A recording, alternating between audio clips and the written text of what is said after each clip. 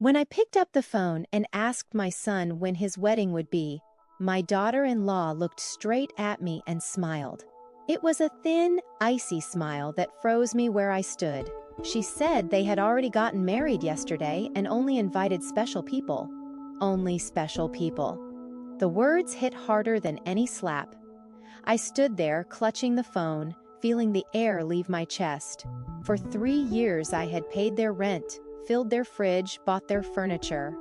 I had even saved for the wedding dress she wanted, the pale white one she said was her dream. Apparently, I was not special enough to see her wear it. That night my house felt too quiet. The pink dress I had bought for their wedding hung in my closet like a bad joke. I had imagined that day so many times. The music, the vows, the pictures. Instead, I learned by accident that they had done it without me. For days I replayed that moment, the way she smirked, the way he avoided my eyes. I told myself it had to be a misunderstanding. Then I saw the photos online. Smiling faces, champagne glasses, her parents, her siblings, everyone but me. A week later my phone rang. It was her. Her voice, the same one that had shut me out, sounded desperate now. She said the rent was due and the landlord was threatening to evict them. She said I had forgotten to send the transfer. I had never missed a payment in 3 years. I had skipped doctor visits, canceled plans, and eaten beans for dinner so they would be comfortable. Something inside me finally snapped. I took a breath and told her I only help special people. Silence filled the line. She tried to soften me with a laugh. I hung up. That night, I poured coffee and did something I should have done long ago. I wrote down every dollar I had spent on them. Rent, groceries, gifts, emergencies. Over $33,000. Money from my husband's inheritance, my retirement fund, the small cushion that was supposed to be my peace of mind. I realized I had not been a moth. To my son. I had been an ATM with feelings, and the ATM was now out of service. She suggested loneliness was affecting me and that at my age confusion happens. Confusion. That word flipped a switch in me. I was not confused. I was done. I looked at them and said they were right. I had changed because I had realized love does not mean paying their bills. The lawyer cleared his throat and slid a folder across the table, a power of attorney so my children could manage my finances. I took the folder, walked to the trash can, and dropped it in. I told them the only thing they would manage today was their way out my front door. She started crying, not from sadness but from losing control. She said I could not do this to them, that they had made plans based on my help. I told her it was time to make new plans. The next morning I met with my lawyer, Mr. Weber. I told him everything. He listened and said what they had done was elder financial abuse and that it was a crime. Together we secured my accounts, filed a restraining order, and changed the locks. For the first time in years I felt light. I began to live again. I went to the beauty salon, got a simple cut, and watched my face soften in the mirror. The stylist told me I looked free. I was. But my peace did not last long.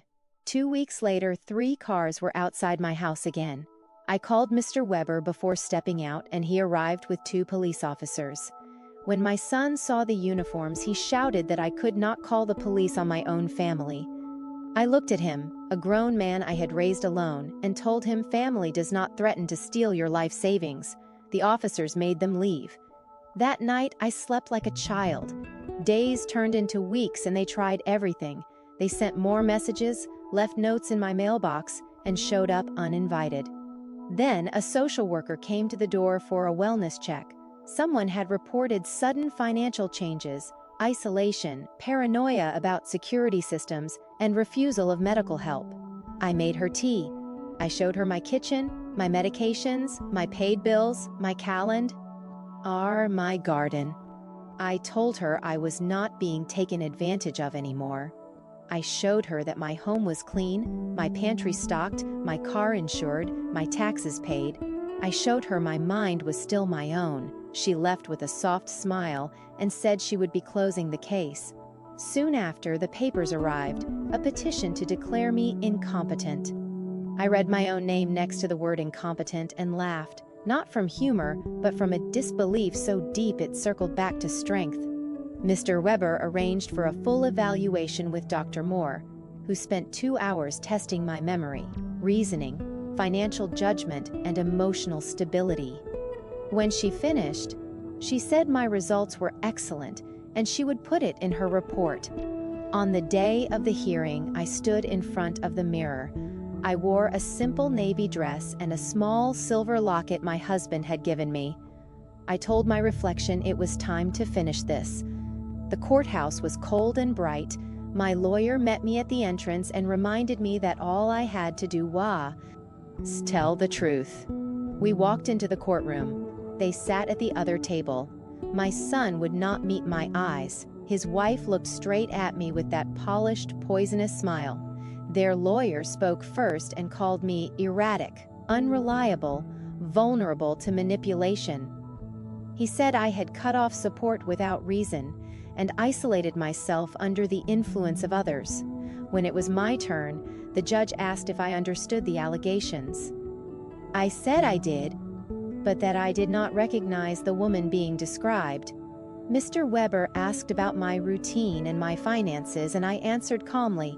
When he asked why I had stopped supporting them, I told the truth. I said love is not measured in money. I said I realized I had been paying rent in a house where I was not welcome. A murmur moved through the room.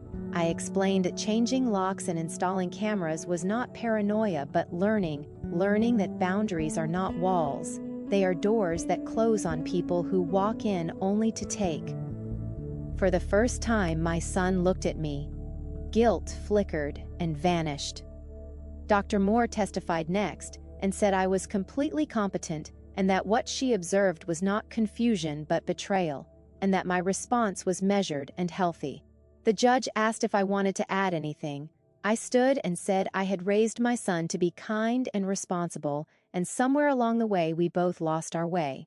I said now he was trying to convince the world that his mother had lost her mind because she stopped funding his life.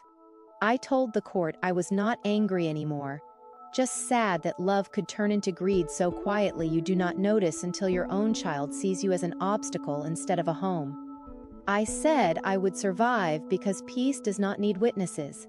The judge took her time and then denied the petition. She said she saw no grounds for incompetence and saw instead a woman who had shown clarity and strength. The case was dismissed. The sound of the gavel felt like a door unlocking inside my chest. Outside the courtroom, she stormed off first, heels snapping like little gavels. My son lingered. He said he had not meant for it to go this far. I told him betrayal always goes farther than you plan. He asked if we could talk sometime. I told him maybe when he learns what love means. I sold my old house and moved to a smaller place near the city. Mornings I painted, afternoons I volunteered. Evenings I watched the light fade across the buildings and thought about how peace can be loud when you have missed it long enough. Once in a while I wondered if he regretted what he did. Maybe one day he will.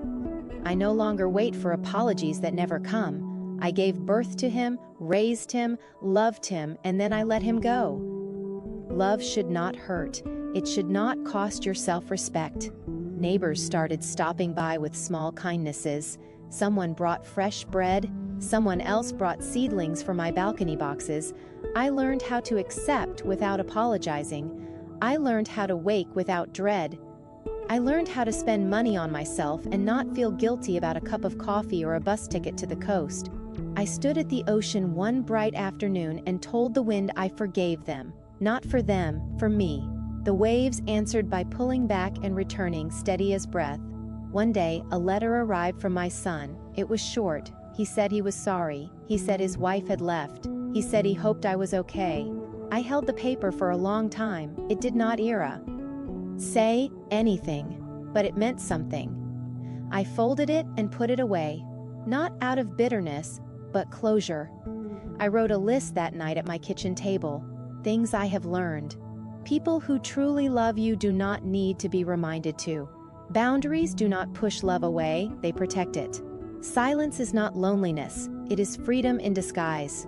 You can survive what you thought would end you. Peace is not given, it is chosen. People ask how I am doing, and I tell them better than ever. I learned you cannot buy love, and when you stop paying for it, you finally find peace. If you have ever been used or made to feel small, remember this. You are not unkind for setting boundaries. You are not cruel for choosing peace. And you are not alone. Some of us had to lose everything, even family, to find ourselves again. I made it out. You can too. The day they told me they had married without me, I thought the betrayal would swallow me whole. It did not destroy me, it woke me up. I chose myself, closed the door, and stepped into a life that finally felt like mine. I am free, and that is enough.